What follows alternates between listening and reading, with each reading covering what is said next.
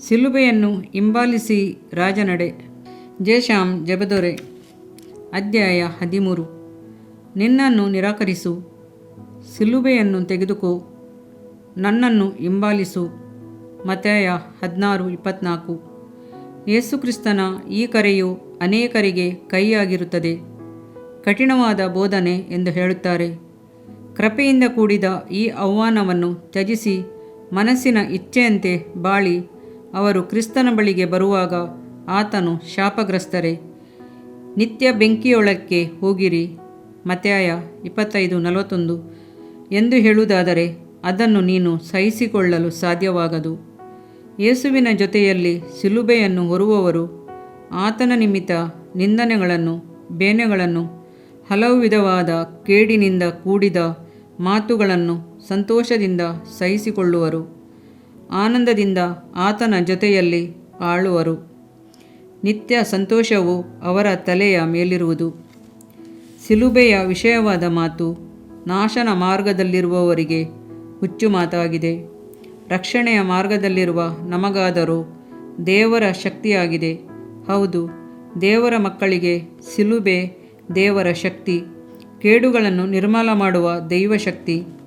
ನಮ್ಮ ಯೇಸುಕ್ರಿಸ್ತನು ನ್ಯಾಯಾಧಿಪತಿಯಾಗಿ ಆಕಾಶದಲ್ಲಿ ಬರುವಾಗ ಶಿಲುಬೆಯ ಹಾದಿಯಲ್ಲಿ ಯಥಾರ್ಥವಾಗಿ ನಡೆದವರು ಯಜ್ಞದ ಕುರಿಯಾದಾತನ ರಕ್ತದಲ್ಲಿ ತಮ್ಮ ವಸ್ತುಗಳನ್ನು ತೊಳೆದು ಶುಭ್ರ ಮಾಡಿದವರು. ಕ್ರಿಸ್ತನ ಜೊತೆಯಲ್ಲಿ ಸಿಲುಬೆಗೆ ಹಾಕಿಸಿಕೊಂಡೆ ಎಂದು ಹೇಳುವ ಪರಿಶುದ್ಧರು ಆನಂದದಿಂದ ಕೂಡಿ ಸಂತೋಷಿಸುವರು. ಸಹೋದರನೇ, ನೀನು ಏಕೆ ಕಲ್ವಾರಿಯ ದಾರಿಯಲ್ಲಿ ನಿನ್ನ ಸಿಲುಬೆಯನ್ನು ತೆಗೆದುಕೊಂಡು ಹಿಂಬಾಲಿಸಬಾರದು? ಅದಕ್ಕೆ ತಡೆಯೇನು? ನಾನೇ ಮಾರ್ಗವೂ ಸತ್ಯವೂ ಜೀವವೂ ಆಗಿದ್ದೇನೆಂದು ಆತನು ಹೇಳಲಿಲ್ಲವೋ? ಸಿಲುಬೆಯೇ ಹೊರತು ನಿತ್ಯ ಜೀವನಕ್ಕೆ ಬೇರೆ ದಾರಿ ಇಲ್ಲ. ಕಲ್ವಾರಿಯ ಹಾದಿಯೇ ರಕ್ಷಣೆಯ ಹಾದಿ. ಸಿಲುಬೆಯಲ್ಲಿ ನಿತ್ಯ ಜೀವ ಉಂಟು. ಶತ್ರು ನಿನ್ನನ್ನು ಹಿಂಸಿಸಲು ಬರುವ ವೇಳೆಯಲ್ಲಿ ಶಿಲುಬೆಯೇ ನಿನಗೆ ಆಶ್ರಯ. ಶಿಲುಬೆಯಲ್ಲಿ ಪರಿಶುದ್ಧಾತ್ಮನ ಸಂತೋಷ ಉಂಟು. ಸಿಲುಬೆಯಲ್ಲಿ ಪರಿಶುದ್ಧತೆಯ ಪರಿಪೂರ್ಣತೆ ಉಂಟು. ಸಿಲುಬೆಯಲ್ಲಿ ವಿಶ್ರಾಂತಿಯೂ ನಂಬಿಕೆಯೂ ಉಂಟು. ಶಿಲುಬೆಯನ್ನು ತೆಗೆದುಕೊಂಡು ಯೇಸುಕ್ರಿಸ್ತನನ್ನು ಹಿಂಬಾಲಿಸಿ ನಿತ್ಯ ಜೀವನದ ಹಾದಿಯಲ್ಲಿ ನಿನ್ನ ಕಾಲುಗಳನ್ನು ಸ್ಥಿರಪಡಿಸು. ನಿನ್ನ ಮುಂದೆ ಸಿಲುಬೆಯನ್ನು ಹೊತ್ತು ಯೇಸುಕ್ರಿಸ್ತನು ಹೋಗುತ್ತಿದ್ದಾನೆ. ಆತನು ನಿನ್ನನ್ನು ಕಾಯುವನು. ನಿನಗೆ ಸಿಲುಬೆಯನ್ನು ಹೊರಲು ಶಕ್ತಿಯನ್ನು ಅನುಗ್ರಹಿಸುವಂತೆ ನಿನಗಾಗಿ ಸಿಲುಬೆಯಲ್ಲಿ ಸತ್ತನಲ್ಲ, ನಿನ್ನ ಪಾಪಗಳನ್ನು ಶಾಪಗಳನ್ನು ಶಮಿಸಿದನಲ್ಲ. ಕ್ರಿಸ್ತನ ಜೊತೆಯಲ್ಲಿ ನೀನು ಸಾಯುವುದಾದರೆ ಕ್ರಿಸ್ತನ ಜೊತೆ ಏಳುವೆ. ಆತನ ಬೇನೆಗಳಲ್ಲಿ ನೀನು ಸಹಭಾಗಿಯಾದರೆ ಆತನ ಮಹಿಮೆಯಲ್ಲೂ ಪಾಲು ಹೊಂದುವೆ. ಪೇತ್ರನ ಜೊತೆಯಲ್ಲಿ ಕರ್ತನು ಹೇಳಿದ ಕಡೆಯ ಮಾತುಗಳು. ನಿನಗೆ ನಿಜವಾಗಿ ಹೇಳುತ್ತೇನೆ, ನೀನು ಯೌವನಸ್ಥನಾಗಿದ್ದಾಗ ನೀನೇ ನಡುವನ್ನು ಕಟ್ಟಿಕೊಂಡು ಇಷ್ಟ ಬಂದ ಕಡೆ ತಿರುಗಾಡುತ್ತಿದ್ದಿ. ಆದರೆ ನೀನು ಮುದುಕನಾದಾಗ ಕೈಗಳನ್ನು ಚಾಚುವಿ, ಮತ್ತೊಬ್ಬನು ನಿನ್ನ ನಡುವನ್ನು ಕಟ್ಟಿಕೊಂಡು ನಿನಗೆ ಇಷ್ಟವಿಲ್ಲದ ಕಡೆಗೆ ನಿನ್ನನ್ನು ತೆಗೆದುಕೊಂಡು ಹೋಗುವನು ಎಂದು ಹೇಳಿದನು. ಅವನು ಎಂಥ ಸಾವಿನಿಂದ ದೇವರನ್ನು ಮಹಿಮೆಪಡಿಸುವನು ಎಂಬುದನ್ನು ಆತನು ಈ ಮಾತಿನಿಂದ ಸೂಚಿಸಿದನು. ಪ್ರತಿಯೊಬ್ಬರಿಗೂ ಒಂದೊಂದು ಸಿಲುಬೆಯ ಹಾದಿಯನ್ನು ಕರ್ತನು ಇಟ್ಟಿದ್ದಾನೆ. ಕೆಲವು ಸಮಯಗಳಲ್ಲಿ ಶರೀರದಲ್ಲಿ ಕಷ್ಟಗಳನ್ನು, ಬೇನೆಯನ್ನು ಮತ್ತು ವ್ಯಾಧಿಗಳನ್ನು ಸಹಿಸಬೇಕಾದ ಪ್ರಮೇಯವು ಬರಬಹುದು. ಕೆಲವು ಸಮಯಗಳಲ್ಲಿ ಜೀವಿತದಲ್ಲಿ ಗೊಂದಲವು, ಆತ್ಮವು ಕಹಿಯ ಅನುಭವವನ್ನು ಹಾದು ಹೋಗಬೇಕಾಗುವುದು. ನೀನೇ ನಿನಗೆ ಭಾರವಾಗಿಯೂ ಒಬ್ಬರಿಗೂ ಪ್ರಯೋಜನವಿಲ್ಲದ ದಿನ ತುಂಬದೆ ಹುಟ್ಟಿದವನ ಹಾಗೆ ಕಾಣಲ್ಪಡುವಿ. ಕೆಲವು ವೇಳೆಗಳಲ್ಲಿ ಕರ್ತನೆ ಕೈಬಿಟ್ಟ ಹಾಗೆ ನಿರ್ಬಂಧವಾದ ಸನ್ನಿವೇಶವನ್ನು ಹಾದು ಹೋಗಬೇಕಾದ ಪ್ರಮೇಯ ಉಂಟಾಗಬಹುದು. ಸ್ತ್ರೀಯರಲ್ಲಿ ಹುಟ್ಟಿದ ಮನುಷ್ಯನು ಅಲ್ಪಾಯುಷನಾಗಿಯೂ ಕಳವಳದಿಂದ ತುಂಬಿದವನಾಗಿ ಇರುವನು. ಯೋಬನು 14:1. ಶೋಧನೆಗಳಲ್ಲಿ ಕಷ್ಟಪಡುವ ಜನರಿಗೆ ಯಾಕೋಬನು ಈ ರೀತಿಯಾಗಿ ಉತ್ತೇಜನ ನೀಡುತ್ತಾನೆ. ನನ್ನ ಸಹೋದರರೇ, ನಿನ್ನ ನಂಬಿಕೆಗೆ ಆಗುವ ಪರಿಶೋಧನೆಯು ತಾಳ್ಮೆಯನ್ನುಂಟು ಮಾಡುತ್ತದೆಂದು ತಿಳಿದು ನೀವು ನಾನಾ ವಿಧವಾಗಿ ಕಷ್ಟಗಳಲ್ಲಿ ಬಿದ್ದಿರುವಾಗ ಅದನ್ನು ಕೇವಲ ಆನಂದಕರವಾದದೆಂದು ಎಣಿಸಿರಿ. ಹೌದು, ಪರಿಶೋಧನೆಯು ತಾಳ್ಮೆಯನ್ನುಂಟು ಮಾಡುವುದು. ಶೋಧನೆಗಳನ್ನು ತಾಳ್ಮೆಯಿಂದ ಸಹಿಸಿಕೊಳ್ಳುವವನು ಭಾಗ್ಯವಂತನು.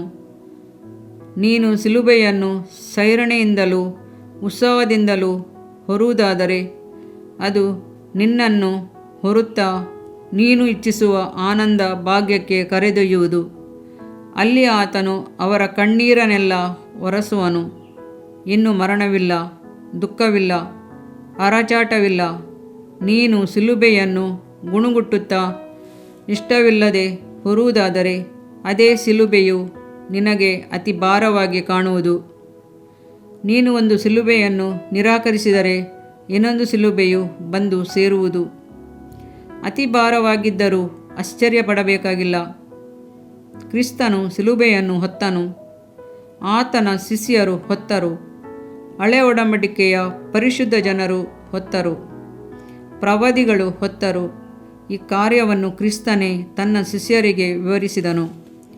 ಕ್ರಿಸ್ತನು ಇಂಥ ಶ್ರಮಗಳನ್ನು ಅನುಭವಿಸಿ ತನ್ನ ಮಹಾಪದವಿಗೆ ಸೇರುವುದು ಅಗತ್ಯವಾಗಿತ್ತಲ್ಲವೇ ಎಂದು ಹೇಳಿ ಮೋಶೆಯ ಮತ್ತು ಎಲ್ಲ ಪ್ರವಾದಿಗಳು ಮೊದಲುಗೊಂಡು ಸಮಸ್ತ ಗ್ರಂಥಗಳಲ್ಲಿ ತನ್ನ ವಿಷಯವಾಗಿರುವ ಸೂಚನೆಗಳನ್ನು ಅವರಿಗೆ ವಿವರಿಸಿದನು. ಲೂಕ 24 26, 27. ಕ್ರಿಸ್ತನೇ ಶ್ರಮವನ್ನು ಅನುಭವಿಸಬೇಕಾದ ಪ್ರಮೇಯವಿದ್ದ ಕಾರಣ ನೀನು ಯಾತಕ್ಕಾಗಿ ಒಂದು ಉಲ್ಲಾಸಕರವಾದ ಹಾದಿಯನ್ನು ಇಚ್ಛಿಸುತ್ತಿ? ಯೇಸುಕ್ರಿಸ್ತನ ಇಡೀ ಜೀವಿತವು ಸೇವೆಯ ಜೀವಿತವೇ ಆಗಿತ್ತು, ದುಡಿಯುವ ಜೀವಿತವಾಗಿತ್ತು, ಪ್ರಾರ್ಥನಾ ಜೀವಿತವಾಗಿತ್ತು, ಜಯಭರಿತ ಜೀವಿತವಾಗಿತ್ತು. ಬೆಟ್ಟಗಳಲ್ಲಿ ಹೋಗಿ ಪ್ರಾರ್ಥಿಸಿದನು, ಅರಣ್ಯ ಪ್ರದೇಶಗಳಿಗೆ ಹೋಗಿ ಪ್ರಾರ್ಥಿಸಿದನು, ದೋಣಿಯಲ್ಲಿ ನಿಂತು ಪ್ರಸಂಗ ಮಾಡಿದನು, ಕುರುಬನಿಲ್ಲದ ಕುರಿಗಳಂತೆ ಇದ್ದವರನ್ನು ನೋಡಿ ಕನಿಕರ ಪಟ್ಟನು, ಕರುಣೆ ತೋರಿಸಿದವರನ್ನು ಕಣ್ಣೀರನ್ನು ಸುರಿಸಿದನು. ಆತನ ಜೀವಿತದಲ್ಲಿ ಉಲ್ಲಾಸದಿಂದ ಆನಂದದಿಂದ ಸಮಯವನ್ನು ಕಳೆದ ದಿನಗಳು ಒಂದೂ ಇಲ್ಲ. ರಕ್ಷಣೆ ಹೊಂದಿದ ದಿನಗಳಲ್ಲಿ ಪ್ರಾರ್ಥನೆ ಮಾಡಿದರೆ ತಕ್ಷಣವೇ ಕೇಳಿದೆಲ್ಲವೂ ದೊರಕುತ್ತಿತ್ತು. ರೋಗಗಳು ಗುಣವಾಗುತ್ತಿತ್ತು. ಅದ್ಭುತಗಳು, ಸೂಚಕ ಕಾರ್ಯಗಳು ಅನುದಿನವೂ ನಡೆಯುತ್ತಿದ್ದವು. ಆದರೆ ದಿನ ಕಳೆದಂತೆ ನಿನ್ನನ್ನು ನಂಬಿಕೆಯಲ್ಲಿ ಪಳಗಿಸುವಂತೆ ಹಂತ ಹಂತವಾಗಿ ಶಿಲುಬೆಯನ್ನು ಆತನು ನಿನ್ನ ತೋಳಿನ ಮೇಲೆ ಹೊರಿಸುವನು. ಹೆದರಬೇಡ. ಸಮುದ್ರವನ್ನು ಗಾಳಿಯನ್ನು ಗದರಿಸಿದ ದೇವರು ನಿನ್ನ ಜೊತೆಯಲ್ಲಿದ್ದು ನೀನು ಕಾಣದ ರೀತಿಯಲ್ಲಿ ನಿನ್ನನ್ನು ಗಮನಿಸುತ್ತಾ ಇರುವನು. ನಾವು ನೋಡುವವರಾಗಿ ನಡೆಯದೆ ನಂಬುವವರಾಗಿಯೇ ನಡೆಯಬೇಕು. ನೀನು ಪ್ರತಿಯೊಂದು ಹೆಜ್ಜೆಯನ್ನಿಡುವಾಗ ನಾನು ನಂಬಿರುವಾತನನ್ನು ಬಲ್ಲೆನು. ಆತನು ನನ್ನ ವಶದಲ್ಲಿಟ್ಟಿರುವುದನ್ನು ಆತನು ಆ ದಿನಕ್ಕಾಗಿ ಕಾಪಾಡುವುದಕ್ಕೆ ಶಕ್ತನಾಗಿದೆನೆಂದು ದೃಢವಾಗಿ ನಂಬಿದ್ದೇನೆ ಎಂದು ಹೇಳುತ್ತಾ ಕಲ್ವಾರಿಯ ಹಾದಿಯಲ್ಲಿ ಸೈರಣೆಯಿಂದ ನಡೆ. ಹದ್ದು ತನ್ನ ಮರಿಗಳನ್ನು ಗೂಡಿನೊಳಗಿಂದ ಹೊರಡಿಸಿ ಅವುಗಳ ಬಳಿಯಲ್ಲಿ ಹಾರಾಡುವಂತೆ ಕರ್ತನು ತನ್ನ ರೆಕ್ಕೆಗಳನ್ನು ಚಾಚಿ ಇಸ್ರಾಯೇಲರನ್ನು ಆತುಕೊಂಡದ್ದು ಯಾವ ಅನ್ಯ ದೇವರಾದರೂ ಇಲ್ಲದೆ ಕರ್ತನೊಬ್ಬನೇ ಅವರನ್ನು ನಡೆಸಿಕೊಂಡು ಬಂದದ್ದು. ಧರ್ಮೋಪದೇಶಕಾಂಡ 32 11-12. ಹದ್ದು ತನ್ನ ಗೂಡನ್ನು ಚದುರಿಸಲು ಕಾರಣವೇನು? ಮರಿಗಳಿಗೆ ಕೇಡು ಉಂಟು ಮಾಡುವುದಕ್ಕಾಗಲ್ಲ, ಉನ್ನತವಾದ ಸ್ಥಳಗಳಲ್ಲಿ ಹಾರುವುದಕ್ಕೆ ಅಭ್ಯಾಸಿಸುವುದಕ್ಕಾಗಿಯೇ. ಶಿಲುಬೆಯ ಬೇನೆಗಳು ಯಾತಕ್ಕಾಗಿ? ಉನ್ನತ ನೆಲೆಯನ್ನು ಹೊಂದಿಕೊಳ್ಳುವುದಕ್ಕಾಗಿಯೇ. ಯೇಸುಕ್ರಿಸ್ತನನ್ನು ಮಾತ್ರ ದೃಢವಾಗಿ ಹಿಡಿದುಕೊಳ್ಳುವ ಮನಸ್ಸನ್ನು ಉಂಟುಮಾಡಲು, ಉನ್ನತದಲ್ಲಿ ಆತನ ಜೊತೆಯಲ್ಲಿ ಕುಳಿತುಕೊಳ್ಳುವಂತೆ ಮಾಡುವುದಕ್ಕಾಗಿ ಕೊಡಲ್ಪಡುವಂಥ ತರಬೇತಿಯೇ ಶಿಲುಬೆಯ ಬೇನೆಗಳು. ಆಮೇನ್, ಅಲ್ಲೆಲುಯ. ಯೋಬನಿಗೆ ಈ ರೀತಿ ನಂಬಿಕೆ ಇತ್ತು. ಆತನು ನನ್ನನ್ನು ಶೋಧಿಸಿ ನೋಡಿದರೆ ಚೊಕ್ಕ ಬಂಗಾರವಾಗಿ ಕಾಣಿಸುವೆನು ಎಂಬುದಾಗಿ ಉತ್ಸಾಹದಿಂದಲೂ ಧೈರ್ಯದಿಂದಲೂ ಹೇಳುತ್ತಾನೆ. ಕಷ್ಟವನ್ನು ಸಹಿಸಿಕೊಳ್ಳುವವನು ಧನ್ಯನು. ಅವನು ಪರಿಶೋಧಿತನಾದ ಮೇಲೆ ಜೀವವೆಂಬ ಜಯಮಾಲೆಯನ್ನು ಹೊಂದುವನು. ಸ್ವಾಮಿಯು ತನ್ನನ್ನು ಪ್ರೀತಿಸುವವರಿಗೆ ಇದನ್ನು ವಾಗ್ದಾನ ಮಾಡಿದ್ದಾನೆ. ಇದರಿಂದ ನಿನ್ನ ದೇಹಕ್ಕೆ ಆರೋಗ್ಯವು, ಎಲುಬುಗಳಿಗೆ ಸಾರವು ಉಂಟಾಗುವವು. ಜ್ಞಾನೋಕ್ತಿಗಳು 3ನೇ ಅಧ್ಯಾಯ 8ನೇ ವಾಕ್ಯ.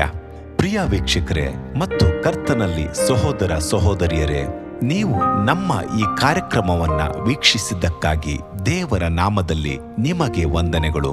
ದೇವರ ವಾಕ್ಯವು ನಮ್ಮ ಎಲುಬಿಗೆ ಬಲವೂ ಸಾರವೂ ಆಗಿದೆ ಎಂದು ಸತ್ಯವೇದವು ಹೇಳುವಂತೆ ಈ ಕಾರ್ಯಕ್ರಮವು ನಿಮಗೆ ಆಶೀರ್ವಾದಕರವಾಗಿದೆ ಎಂದು ನಂಬುತ್ತೇವೆ.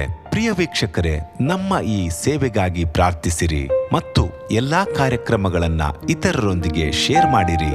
ಅದೇ ರೀತಿಯಾಗಿ ನಮ್ಮ ಈ ಯೂಟ್ಯೂಬ್ ಚಾನೆಲ್ ಅನ್ನು ಸಬ್ಸ್ಕ್ರೈಬ್ ಮಾಡಿರಿ ಹಾಗೂ ಲೈಕ್ ಮಾಡಿ. ನಿಮ್ಮ ಅನಿಸಿಕೆಗಳನ್ನು ಕಮೆಂಟ್ ಬಾಕ್ಸ್ನಲ್ಲಿ ನಮಗೆ ತಿಳಿಯಪಡಿಸಿ. ನಮ್ಮ ಸಂಖ್ಯೆ 7022104605. ಈ ಸಂಖ್ಯೆಗೆ ಕರೆ ಮಾಡಿರಿ.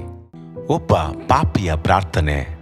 ಯೇಸುವನ್ನು ರಕ್ಷಕನಾಗಿ ಅಂಗೀಕರಿಸಲು ಮಾಡಬೇಕಾದ ಪ್ರಾರ್ಥನೆ. ಪ್ರಿಯ ಪರಲೋಕದ ತಂದೆಯೇ, ಯೇಸುವಿನ ಹೆಸರಿನಲ್ಲಿ ನಾನು ನಿನ್ನ ಬಳಿಗೆ ಬಂದಿದ್ದೇನೆ. ನನ್ನ ಬಳಿಗೆ ಬರುವವರನ್ನು ನಾನು ತಳ್ಳಿಬಿಡುವುದೇ ಇಲ್ಲ. ಯೋಹಾನ 6:37 ಎಂದು ನಿನ್ನ ವಾಕ್ಯ ಹೇಳುತ್ತದಲ್ಲ. ಆದ್ದರಿಂದ ನೀನು ನನ್ನನ್ನು ತಳ್ಳಿಬಿಡದೆ ನನ್ನನ್ನು ಸೇರಿಸಿಕೊಳ್ಳುವಿ ಎಂದು ನನಗೆ ಗೊತ್ತಿದೆ. ಆದ್ದರಿಂದ ನಾನು ನಿನಗೆ ಸ್ತೋತ್ರ ಮಾಡುತ್ತೇನೆ. ನೀನು ನಿನ್ನ ವಾಕ್ಯದಲ್ಲಿ ನೀನು ಯೇಸುವನ್ನೇ ಕರ್ತನೆಂದು ಬಾಯಿಂದ ಅರಿಕೆ ಮಾಡಿಕೊಂಡು ದೇವರು ಆತನನ್ನು ಸತ್ತವರೊಳಗಿಂದ ಎಬ್ಬಿಸಿದನೆಂದು ಹೃದಯದಿಂದ ನಂಬಿದರೆ ನಿನಗೆ ರಕ್ಷಣೆಯಾಗುವುದು ಎಂತಲೂ ಕರ್ತನ ನಾಮವನ್ನ ಹೇಳಿಕೊಳ್ಳುವವರೆಲ್ಲರಿಗೆ ರಕ್ಷಣೆಯಾಗುವುದೆಂತಲೂ ಬರೆದಿದೆ. ರೋಮ 10:9-13 ವಾಕ್ಯ. ಯೇಸು ಕ್ರಿಸ್ತನು ದೇವಕುಮಾರನೆಂದು ನನ್ನ ಹೃದಯದಲ್ಲಿ ನಂಬುತ್ತೇನೆ. ನನ್ನನ್ನು ನೀತಿವಂತನನ್ನಾಗಿ ಮಾಡುವುದಕ್ಕಾಗಿ ಆತನು ಸತ್ತವರೊಳಗಿಂದ ಎಬ್ಬಿಸಲ್ಪಟ್ಟನು ಎಂದು ನಂಬುತ್ತೇನೆ. ನಾನು ಆತನ ನಾಮವನ್ನ ಹೇಳಿಕೊಳ್ಳುತ್ತೇನೆ. ಯೇಸುವೇ, ನೀನೇ ಕರ್ತನು. ತಂದೆಯೇ, ನೀನು ನನ್ನನ್ನು ರಕ್ಷಿಸಿದಿ ಎಂದು ನಾನು ನಂಬುತ್ತೇನೆ. ನಿನ್ನ ವಾಕ್ಯವು ಹೇಳುತ್ತದೆ, ಮನುಷ್ಯನು ಹೃದಯದಿಂದ ನಂಬುವುದರ ಮೂಲಕ ನೀತಿಯು ದೊರಕುತ್ತದೆ, ಬಾಯಿಂದ ಅರಿಕೆ ಮಾಡುವುದರ ಮೂಲಕ ರಕ್ಷಣೆಯಾಗುತ್ತದೆ. ರೋಮ 10:10. ನಾನೀಗ ನನ್ನ ಹೃದಯದಲ್ಲಿ ನಂಬುತ್ತೇನೆ ಹಾಗೂ ಯೇಸುವೇ ನನ್ನ ಕರ್ತನೆಂದು ಅರಿಕೆ ಮಾಡುತ್ತೇನೆ. ಆದುದರಿಂದ ನಾನೀಗ ರಕ್ಷಣೆ ಹೊಂದಿದ್ದೇನೆ. ಅಪ್ಪಾ ತಂದೆಯೇ, ನಿನಗೆ ಸ್ತೋತ್ರ. ಲೂಕನು ಬರೆದ ಸುವಾರ್ತೆ 11ನೇ ಅಧ್ಯಾಯದಲ್ಲಿ ಬರೆದಿರುವಂತೆ, ನಿಮ್ಮಲ್ಲಿ ತಂದೆಯಾದವನು ಮೀನನ್ನು ಕೇಳುವ ಮಗನಿಗೆ ಮೀನು ಕೊಡದೆ ಹಾವನ್ನು ಕೊಡುವನೆ? ಅಥವಾ ತತ್ತಿಯನ್ನು ಕೇಳಿದರೆ ಚೇಳನ್ನು ಕೊಡುವನೆ? ಹಾಗಾದರೆ ಕೆಟ್ಟವರಾದ ನೀವು ನಿಮ್ಮ ಮಕ್ಕಳಿಗೆ ಒಳ್ಳೆ ಪದಾರ್ಥಗಳನ್ನ ಕೊಡಬಲ್ಲವರಾದರೆ ಪರಲೋಕದಲ್ಲಿರುವ ನಿಮ್ಮ ತಂದೆಯು ತನ್ನನ್ನು ಬೇಡಿಕೊಳ್ಳುವವರಿಗೆ ಎಷ್ಟೋ ಹೆಚ್ಚಾಗಿ ಪವಿತ್ರಾತ್ಮ ವರವನ್ನ ಕೊಡುವವನಲ್ಲವೇ ಅಂದನು. ತಂದೆಯೇ, ನೀನು ಕೇಳಿಕೊಳ್ಳುವವರಿಗೆ ಪವಿತ್ರಾತ್ಮನ ವರವನ್ನು ಹೇರಳವಾಗಿ ಕೊಡುವಾತನಾಗಿದ್ದಿ. ಆದ್ದರಿಂದ ನನ್ನ ಮೇಲೆಯೂ ನಿನ್ನ ಆತ್ಮನನ್ನು ಸುರಿಸಬೇಕಾಗಿ ಬೇಡಿಕೊಳ್ಳುತ್ತೇನೆ. ಕೀರ್ತನೆ 81:10 ಬರೆದಿದೆ, ಅಗಲವಾಗಿ ಬಾಯಿದೆರೆಯಿರಿ, ಅದನ್ನು ತುಂಬಿಸುವೆನು. ಕರ್ತನೇ, ನನ್ನನ್ನು ಪವಿತ್ರಾತ್ಮನಿಂದ ತುಂಬಿದಂತ ನೀನು ನನ್ನನ್ನು ಅನ್ಯ ಭಾಷೆಯ ವರದಿಂದಲೂ ತುಂಬುವವನಾಗಿದ್ದಿ ಎಂದು ನಂಬುತ್ತೇನೆ. ಅದರಂತೆ ನಾನು ನನ್ನ ಬಾಯಿಯನ್ನು ತೆರೆದು ನಿನ್ನ ಸ್ತೋತ್ರ ಮಾಡುವಾಗ ಅನ್ಯ ಭಾಷೆಯ ಅಭಿಷೇಕದಿಂದ ನನ್ನನ್ನು ತುಂಬುವವನಾಗಿದ್ದಿ ಎಂದು ನಂಬುತ್ತೇನೆ. ಈಗ ನೀವು ನಿಮ್ಮ ಬಾಯಿಯನ್ನು ತೆರೆದು ಮಾತನಾಡುವಾಗ ಪವಿತ್ರಾತ್ಮನು ನಿಮ್ಮ ಬಾಯಿಯನ್ನು ತನ್ನ ಭಾಷೆಯಿಂದ ತುಂಬುವವನಾಗಿದ್ದಾನೆ. ಇದು ದೇವರ ಭಾಷೆಯಾಗಿದೆ. ಈ ಅಭಿಷೇಕವನ್ನ ಹೊಂದಿಕೊಳ್ಳಲು ನೀವು ನಿಮ್ಮ ಸ್ವರವನ್ನ ಉಪಯೋಗಿಸಬೇಕು. ಅದರಿಂದ ನೀವು ನಿಮ್ಮ ಬಾಯನ್ನು ತೆರೆದು ದೇವರಿಗೆ ಸ್ತೋತ್ರ ಮಾಡುವಾಗ ದೇವರು ನಿಮ್ಮನ್ನು ಅನ್ಯ ಭಾಷೆಯ ವರದಿಂದ ತುಂಬುವವನಾಗಿದ್ದಾನೆ. ಪ್ರಿಯರೇ, ಈಗ ನೀವು ಪವಿತ್ರಾತ್ಮನಿಂದ ತುಂಬಲ್ಪಟ್ಟ ಆತನ ಪ್ರಿಯ ಮಕ್ಕಳಾಗಿದ್ದೀರಿ. ದೇವರ ನಾಮಕ್ಕೆ ಸ್ತೋತ್ರವಾಗಲಿ.